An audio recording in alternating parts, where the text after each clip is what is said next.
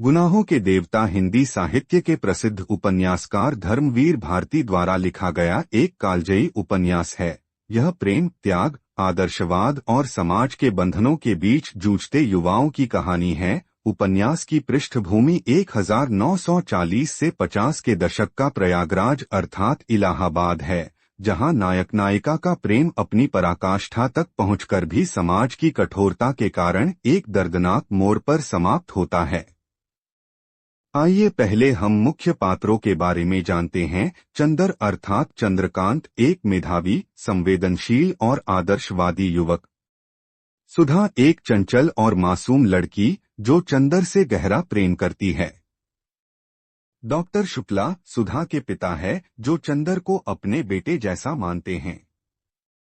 बिंती सुधा की बुआ की लड़की है जो सुधा के ही घर पर रहती है। पम्मी यह चंदर की दोस्त जो उसे समझने की कोशिश करती है। अब आइए कहानी को समझते हैं। उपन्यास का नायक चंदर एक होनहार और आदर्शवादी छात्र है जो डॉक्टरी की पढ़ाई कर रहा होता है। वह डॉक्टर शुक्ला के संरक्षण में रहता है और उनके परिवार से गहरा जुड़ाव रखता है। डॉक्टर शुक्ला की बेटी सुधा बचपन से ही चंदर की दोस्त होती है। सुधा एक नटखट, संवेदनशील और स्नेही लड़की है जो चंदर को हृदय से चाहती है। चंदर और सुधा का प्रेम सामाजिक बंधनों से परे एक आत्मीय और पवित्र प्रेम है। चंदर उसे बहन या दोस्त की तरह मानता है, लेकिन सुधा का प्रेम गहरा और अटूट होता है। चंदर उसके प्रति हमेशा एक संरक्षक की भूमिका निभाता है और कभी यह स्वीकार नहीं करता कि वह भी सुधा से प्रेम करता है। सुधा जब विवाह योग्य होती है तो उसके लिए रिश्ते आने लगते हैं। चंदर यह सोचकर उदास हो जाता है कि वह सुधा के लिए कुछ कर नहीं सकता, क्योंकि वह इसे केवल एक आत्मीय बंधन मानता है।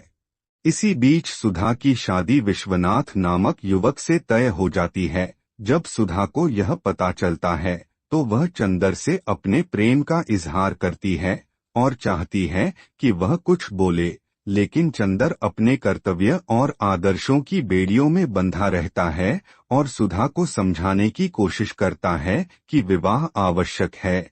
सुधा टूट जाती है, लेकिन पिता के सम्मान और सामाजिक मान्यताओं के कारण वह विवाह के लिए हाँ कर देती है।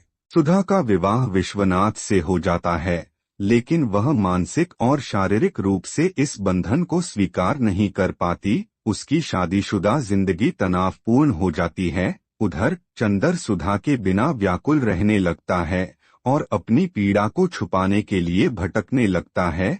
वह अपने अंदर प्रेम की सच्चाई को समझने लगता है, लेकिन तब तक बहुत देर हो चुकी होती है।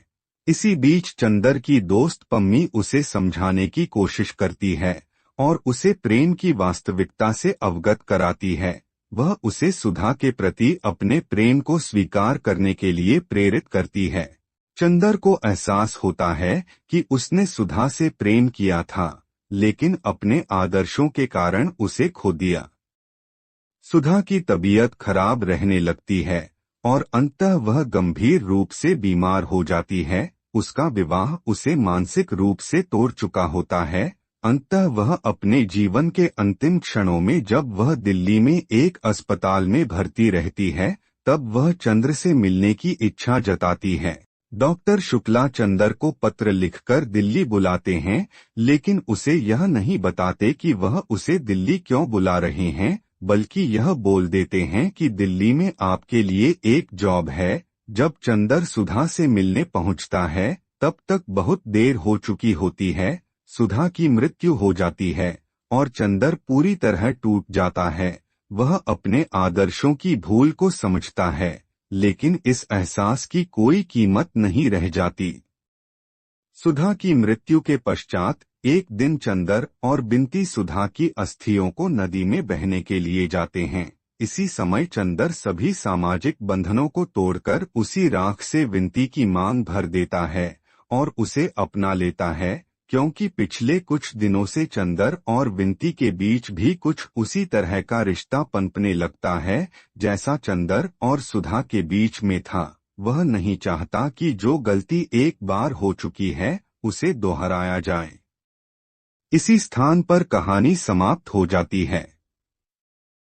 गुनाहों के देवता केवल एक प्रेम कहानी नहीं, बल्कि समाज के बनावटी नियमों और मानवीय संवेदनाओं के बीच के द्वंद्व को दिखाने वाला उपन्यास है। यह पाठकों को गहरे स्तर पर झकझोरता है और सोचने पर मजबूर करता है कि क्या प्रेम को सामाजिक बंधनों में बांधना उचित है। चंदर और सुधा की यह अधूरी प्रेम कहानी हिंदी साहित्य में हमेशा याद रखी जाएगी। यदि आपको हमारी यह वीडियो पसंद आई हो तो चैनल को जरूर सब्सक्राइब करें और अपने दोस्तों के साथ इस वीडियो को शेयर करें। धन्यवाद।